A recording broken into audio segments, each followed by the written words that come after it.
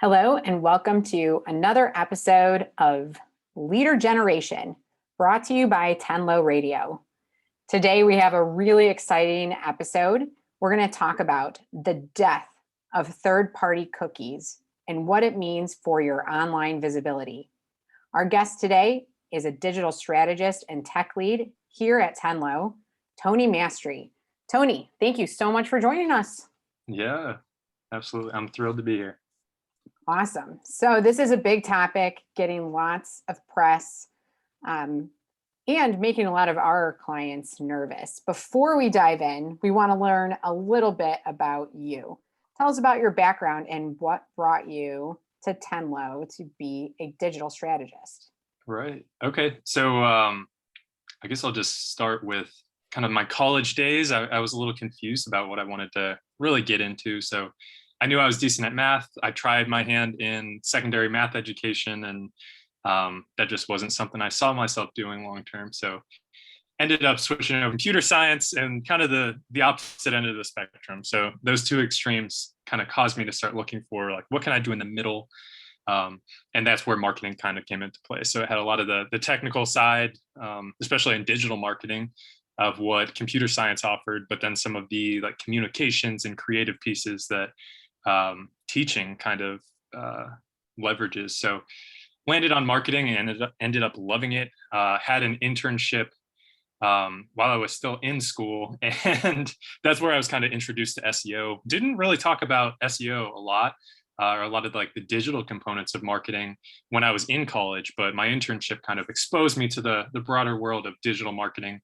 Kind of fell in love with SEO, or what I thought was SEO at the time. It ended up being kind of some Wild West version of SEO. But yeah, then from there moved in-house to a long-term position with a software as a service company in Canton, Ohio. And that's where I really kind of learned some white hat SEO and how to make some future-proof SEO moves. And things worked out really well there. Just really grew the audience. Got a good handle on lead generation. And then, yeah, I made the move to Houston, Texas shortly after that. I met my now wife, and then made the move down to Houston and switched to the agency side. So I've been agency side for the past 3.5 years. And then just recently started with Tenlo, looking to make a move back to Cleveland. So very excited. I know that there are a lot of really knowledgeable people here. So very excited to learn a little bit more. Whereas a lot of my history has been some self-learned marketing content. So very excited to kind of, fit in, see what a team can really provide to help me balance my subject matter expertise. So. Nice. So I love that you have this lens of being in-house and you have the lens of working at an agency. Tell us from that perspective, what is the most important things for our clients to understand right now about the changes happening with third-party cookies? Well, I think one of the most important things is really not to panic. I think there are changes coming, and I say coming, one of these changes already happened. So don't panic. But the two more concrete changes that are coming and have already just happened are the iOS 14.5 update. That's a big privacy update that just hit on April 26th. And then the second one is Google's announcement of the removal of third-party cookies sometime in 2021, I believe was the estimate. They really weren't as concrete about theirs on when that would happen, but those are the two big things. And they both have big ramifications, but like I said, at the end of the day, do not panic. These changes present big opportunities, just like, COVID hit, and obviously there was cause for alarm, but it presented a lot of opportunities that you could kind of be proactive about and take advantage of before everyone else came in and kind of saturated a strategic move. So there are things to be optimistic about. That's great. I think that's good news for us and our clients that there are opportunities. Can you give us a couple examples of what that might look like? Yeah. Well, and that might be putting the cart before the horse. I do think the big opportunity that comes from this really is it's really just focusing more on native advertising. And that's something where, I don't know, for the most part, you see a lot of affiliate advertising. And that was maybe a decade ago. That was huge. That was very SEO based when SEO was a lot more easily gameable. Um, but this is less, I guess, affiliate marketing and more just true native advertising. So third-party cookies disappear, and iOS kind of imposes some more privacy walls around its app developers, and native advertising becomes just a really, really future-proof. And I mean, that's even before the internet, right? That's native advertising was the only advertising. So you're kind of just going back to your basics and kind of figuring out really what works, what will always work, and how do we increase our position in that strategy. So native advertising is huge there. And then another thing that we'll kind of look at too is owned media. And I guess not in the sense of, not even just in the sense of like a website that you own. That is definitely one big piece. And if anybody, I mean, everybody's kind of, read a HubSpot blog article at any point, but like they're very big on owned media and that build your own audience. And here's how you do that with SEO and PPC and social. And that's huge. But then there's also another component that is more, I guess, explicit about the word owned there. And that's something that a lot of these big companies like HubSpot, they now own the hustle. They found an outlet that resonates directly with their target audience, and they bought that news outlet. Or you look at even like Amazon. I'm pretty sure Jeff Bezos owns, what is that? I think the Washington Post, right? So they literally own a news outlet that they kind of, it provides them a lot more first party data and some opportunities that other people wouldn't be able to access with some of these privacy moves. And then even like Warren Buffett, like some of these big players, he owns several news outlets. So there are two different things you can kind of mean by owned media there, like owning your own site and building your own audience, but also are there advertising opportunities to where instead of paying someone to consistently be putting your content on their platform, can you just buy the platform and really own kind of a publishing house under your own umbrella? So those are a couple of things. Obviously not for everyone. Not everyone's in a position to go buy some news outlet, but recently some of those moves have been made. So very interesting to see. That is interesting. I think one thing we've seen with our clients is even starting to create their own communities, like on their properties and with their content, with their clients. I feel like things are moving in that direction to become, more of, you're not just a business that provides me a product or a specific service, but there's value in the relationship. And that relationship, especially since the pandemic, is largely online or can be online. Right. And I think that kind of goes full circle with, I think, Google over the years, it has turned from like a technology company and how do we deliver search results into what we see today, where they're really kind of just mimicking the physical world and like, what trust signals do people look at in the physical world? And it's come full circle to where they're just trying to basically emulate advertising and marketing before the internet existed. And that's kind of what we see then today with everything else, where it's coming full circle and building a community. That's something that happened before the internet existed. That's how you got the word out about something. And we've finally gotten to that point where it's a little more authentic and future proof, not just internet tactics. Yes. So why do you think companies like Google and Apple are rolling out these privacy measures now? So I do believe a lot of this is political and a lot of it is just optics. There have been huge pushes, obviously, especially I think a lot of this started in the EU. And you see Google getting hit just about every year with like billions of dollars in fines for different privacy violations. And so there's been a big push. And then I know that same push got its foothold in California in the US. And so you see everything from like the little opt-in cookie policies, the GDPR stuff that's across everyone's website, but it is still very much a default announcement like, hey, we're opting you in. Click here to continue browsing our site, and to get rid of the banner, you just kind of have to click it and get it out of the way.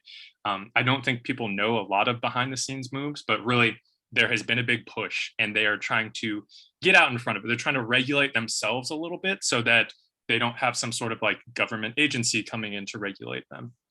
But that being said, obviously it's a political thing, so they're being very strategic about that. I think the privacy pushes they're putting in place are kind of designed to be irritating up front. So they're kind of making the moves that they're like, hey, here's what we're doing for privacy. Like, things are going to be better for you now.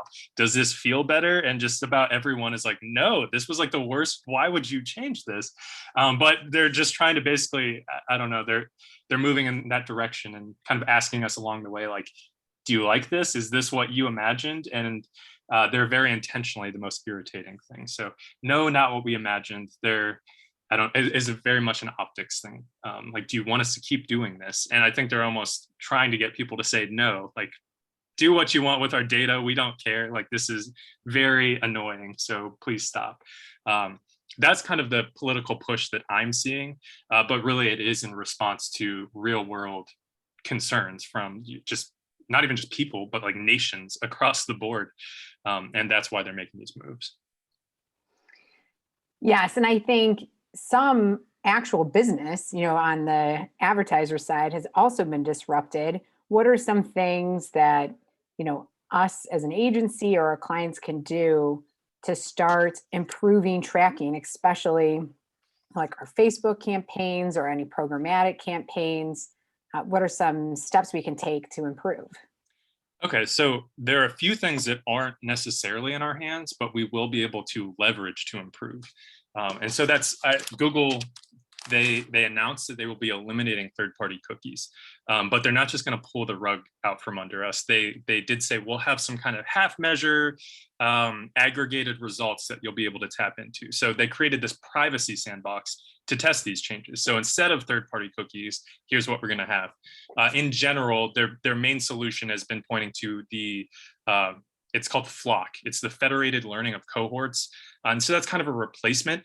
And then they have another replacement that they're calling Fledge. It's the first locally executed decision over groups experiment. So obviously a mouthful. So they made some backronyms to kind of fit those together. So Fledge, and I mean, these can be very confusing when you get into them, but really Flock is interest-based targeting that uses kind of aggregated hide in the crowd techniques that can kind of provide some of this retargeting capability. It is a little bit more watered down. And then Fledge is more category-based instead of interest-based targeting. And so really these are things like, instead of targeting an individual browser with a cookie, maybe you add to their browser some sort of like category, like you visited a website that fit under this category. And so now you're grouped into this bucket of people who have visited this category within the last 30 days. So that's kind of one of the replacements that they're looking at as a feasible option to use instead of individual targeting. So that will be something that we will have access to. And I guess why even entertain like Fledge and Flock? Like Flock is a little more obvious. You need some sort of replacement if you're just going to take something away. But Fledge kind of came into play because there are a lot of ad tech companies like Criteo and Nextroll, and I would imagine even like AdRoll, right? These tech companies would essentially have no footing to provide the service they're providing. A lot of these have like a ton of funding and investors. Some of those might even be public companies, to where Google would just completely make pretty much an anti-competitive move and shut these companies down. So if they are doing all of this, I guess in light of these big privacy moves and being hit with antitrust lawsuits left and right, this is a very bad move to make without coming up with a replacement. So Fledge is kind of an answer to how do we do this without getting in even bigger trouble. And so that's where it really comes in, and they're kind of offering these watered down solutions. And there are actually some numbers on that too. So they've been doing Flock testing in their privacy sandbox to see, is this a viable replacement?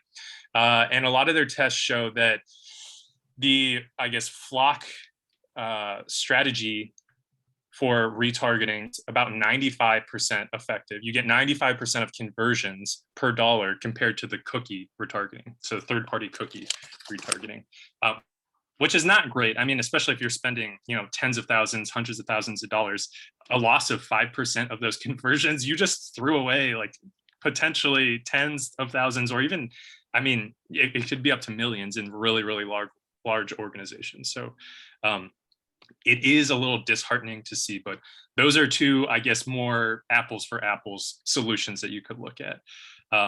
Other ways around is what it's kind of what we talked about with native ads. So find a news outlet that really, really aligns to what you're, or several news outlets, right? Really aligns to the target audience that you're going after, and try to strike a deal with them on getting placements for some of your more popular products, or even exclusivity, if it makes sense and they're that well aligned with your audience targeting. And then a lot of that too is what you had mentioned, Tessa, where it's really, you need to build up your own community. What can you do today with marketing automation to build up your subscribers list? It gives you a direct line to your customers. And a lot of times those people are going to know other people that could, I mean, really, if you had no other, third-party help, it's going to give you a line to friends and friends of friends of your most, I guess, aligned target audience. So use marketing automation today to build your first party subscriber lists before these things disappear, right? Yes, I totally agree. That's a great suggestion, but it's a lot of manual work, as we know. So sometimes those substitutes are what you need in the short run, Right. as you begin to build, the content and the strategy for that. So one thing that I find interesting is they are being very strategic about this rollout.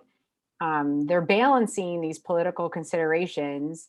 So then why have other browsers like Safari and Firefox declined to include these new privacy, air quotes, improvements into their own platforms? So actually that is interesting, because I don't think it's a highly visible thing, just because market share is so low for a lot of these other browsers. But many of these people by default already don't use third-party cookies. So a lot of this stuff is just gone already. But the fact that Chrome has like a 65% of global browser market share, that kind of makes that the more visible, more painful move. But a lot of these other browsers already kind of have those privacy measures in place. It's just not as talked about, I guess. So I know that obviously there are some gaps there, and I'm not going to pretend to know like one by one which one does have the same thing going on and which doesn't. So I can't really speak to that, but it would probably surprise you to know that this is something that has already kind of been rolled out on the lesser browsers, I guess, just in respect to their market share. Hmm. That is interesting. And I wonder, and maybe it's because personally I'm a little suspicious of Google. Is there a danger to consumers? Like, are these all above board changes, or are some of these ultimately sort of benefiting Google exclusively? So I think most of these, and that was kind of what I had said, they're trying to regulate themselves, but doing it in a way that is the most painful to everyone, just so that people stop asking for it. But really, most of these will benefit Google. So I mean, if you're looking at the federated learning of cohorts, that really, it's owned by Google, right? So you almost have to play with them if you're going to get anything done. And even these ad tech companies that I mentioned, most of them are like petitioning Google for these replacements and like what the replacements need to look like for them to be able to continue their business without being completely cut out of the equation. So Google, it's basically, I don't know, kind of an anti-competitive move on their part. They built up this like wonderful garden of like, look at all these tools that people have available to them. I say people, meaning like users, people that use Google search, as well as advertisers. And then once they have the majority market share, they throw the walls up and put the wall around their garden. So it really creates kind of a walled garden around these tools that people had just, built million, if not billion-dollar businesses around, and now you have to play ball directly with Google. Actually, the same thing. There have been a lot of complaints recently, especially since 426, when Apple's privacy update rolled out. And that's, I haven't really talked about that much up to this point, but it's kind of the same. There's almost a sinister undertone to the whole thing. So they put these privacy measures in place to where the app developers have to get opt-in consent, whereas before it was just like default, you're opted in. If you want to take away cross app activity and tracking and data on all these things, you have to tell us. But now they've kind of flip-flopped that. So you have to tell them up front if you would like to give it to them. The default is not letting them track you across apps and internet properties. So there's a lot of advertising that happens within that people have been able to do themselves. But now that these privacy measures have gone into place, Apple's advertising, and I mean, they have a few different places they advertise, but one of those really is like the App Store. And a lot of the app advertising that is run can be done through Apple, but it can also be done through third parties. Now that this update has rolled out, the third parties can still do it, but they have to use a lot of the Apple data that has been scrubbed and aggregated, and there's a lag on that. So they might have to wait up to 3 days to get that aggregated data on, are my ads working? Are people converting and interacting with them?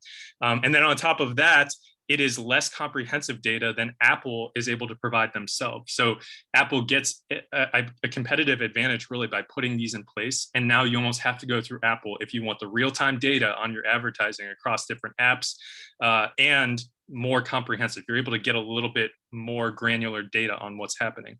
At least that's actually been something that the Wall Street Journal just recently reported on. But in both cases there, the data that Google and Apple have that they own really at this point, you almost have to use those if you want to make par for the course at this point. Using third parties puts you at a disadvantage. And so I think that's long run, that's going to hurt them with the antitrust stuff. And that's why you kind of see these half measures on like, well, here's a replacement, it's only 95% effective. And you're going to have to spend more money to get the same results. But if they don't do that, then, maybe that means billion-dollar fines every year again in the US this time. So a lot of this is, like I said, very political. There are a lot of optics that they're trying to get out in front of. But at the end of the day, I feel like the strategic moves that they're making, like there are better things you can do to, I guess, hit privacy up front that don't directly benefit the ad providers or the platform providers, but those aren't what they chose to go with for now.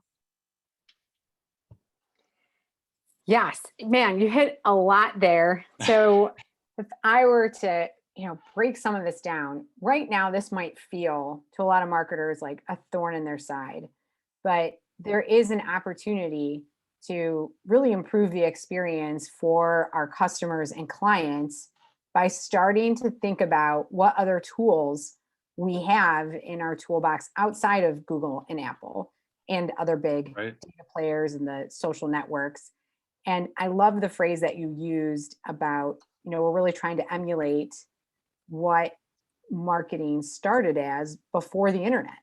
Right. And what can we do to not just own the data, but also have that relationship where, people know exactly what's being tracked and what they're sharing, and that sharing actually benefits them. And I feel like that was the promise back in the day, when search and even social networks began. It was like, yeah, we provide this for free, and the data you share actually benefits you.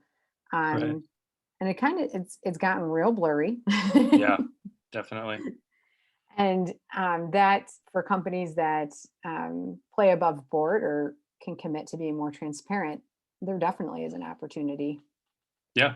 Yes, definitely. And like you said, I guess the more genuine the message, it really kind of has raised the standard. I would say that's the one big positive that's come out of this. It's raised the standard, even with SEO these days. Like, it's no longer a tactics based, like, well, just like buy a bunch of sketchy private blog network links. And the tactics have been stripped out, and you have to have good content. And even 5 years ago, it's like, well, good content just means this many words. It has to include these different keywords and these secondary keywords.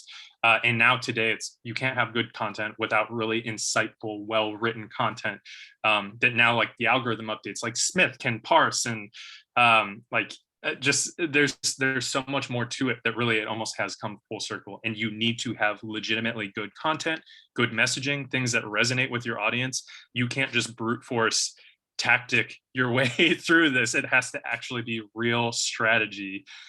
So that is, you're right, that is the big positive that's come out of this. That's great. So Tony, thank you so much for joining us today. And this is a lot of next steps for us and for marketers to chew on. But I'm excited. I'm excited to see what will happen as these standards get raised, the creativity that will come out, like you said, similar to the pandemic. A lot of things took a downturn, but marketers adjusted and sales teams, and we still Right. were able to generate leads and engage people in meaningful ways. And I feel like that's what's about to happen here again. Yeah, absolutely. So if people wanted to get in touch with you, how can they find you? Well, you can find me on LinkedIn. um, just search for Tony or Anthony Mastri. And I mean, I guess you could reach me through Tenlo as well. But truly, I mean, if you're interested in any sort of subject matter expertise, just contact Tenlo. There are many smarter people than myself, so definitely reach out to Tenlo, and we'll hook you up with an entire team of Tony pluses. That'll help. Well, thanks, Tony. And just in case, so that people email you specifically, it's tony@tenlo.com. I like the alliteration. It's similar to mine.